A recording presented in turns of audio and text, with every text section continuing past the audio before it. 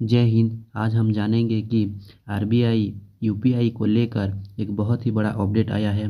तो इसमें से एक सामान्य यूजर को क्या इफ़ेक्ट पड़ेगा और एक बिजनेसमैन को क्या इफ़ेक्ट पड़ेगा, इस वीडियो में जानते हैं। आरबीआई यूपीआई को लेकर 5 ही अपडेट लाए हैं, जो कि आप जानेंगे तो आपको बहुत ही कुछ सीखने को मिलेगा और यूज करने में आसानी होगा। तो फिर पहला अपडेट ये है कि आप 2000 या फिर 2000 से ज़्यादा की ट्रांजैक्शन करोगे तो वो ट्रांसफ़र होने में 4 घंटा लगेगा। इसमें से एक यूज़र को यही फ़ायदा होगा कि वो कोई रॉन्ग पर्सन को ट्रांसफ़र कर देगा तो वो ट्रांजैक्शन को कैंसिल कर सकता है या फिर अमाउंट को कम ज़्यादा कर सकता है। इससे एक सामान्य यूज़र को यही बेनिफिट हुआ है कि वो कोई फ्रॉड कॉल में नहीं फंसेगा और ज़्यादा पेमेंट कर भी देगा तो ट्रांजैक्शन को कैंसिल कर सकता है। एक अच्छा अपडेट है, मेरे लिए तो ये वाला अपडेट सबसे अच्छा लगा। तो बात करते हैं 2 नंबर अपडेट के बारे में।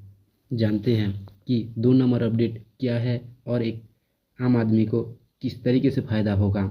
अगर आप शेयर मार्केट में इन्वेस्ट करते हैं तो आपको पहले बैंक अकाउंट से एक ब्रोकर ऐप पर पैसा ट्रांसफ़र करना पड़ता था, इसके बाद आप शेयर खरीद सकते थे। लेकिन आरबीआई के ये अपडेट आने के बाद आपको ऐसा नहीं होगा, क्योंकि डायरेक्ट आप यूपीआई से शेयर खरीद सकते हो या फिर इन्वेस्ट कर सकते हो।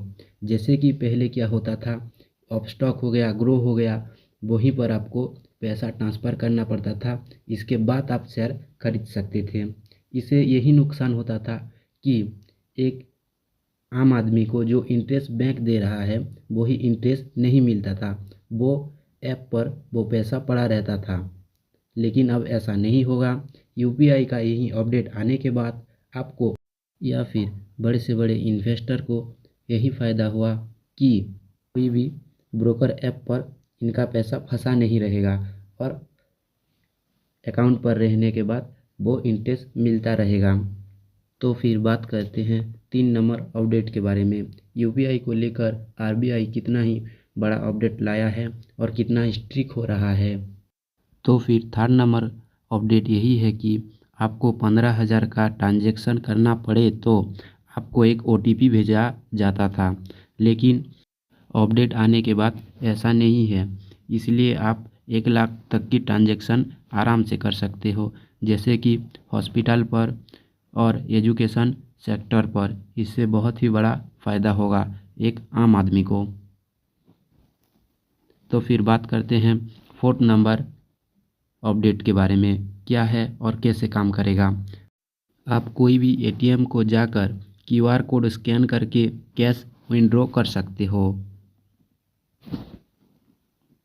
ये अपडेट आने के बाद बैंक को बहुत ही बड़ा इफ़ेक्ट दिखने को मिलेगा, क्योंकि वो डेबिट कार्ड चार्ज पर कुछ ही पैसा ले रहा था, लेकिन यही यूपीआई का अपडेट आने के बाद आपको डेबिट कार्ड का चार्ज देना नहीं पड़ेगा। आप कोई भी एटीएम विज़िट करके क्यूआर कोड स्कैन करके कैश की ज़रूरत पड़े तो आप वो पूरा कर सकते हैं। तो फिर जानते हैं लास्ट अपडेट और 5 नंबर अपडेट क्या है। फिर 5 नंबर अपडेट यही है कि आपको क्रेडिट कार्ड की तरह यूपीआई सिविल स्कोर सेट करके देगा।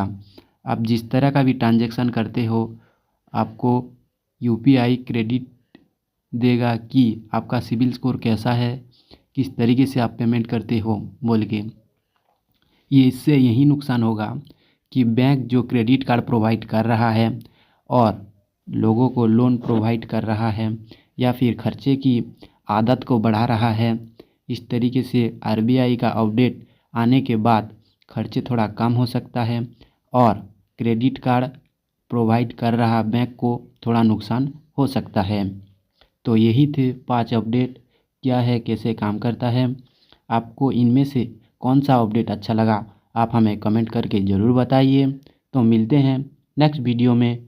जय हिंद।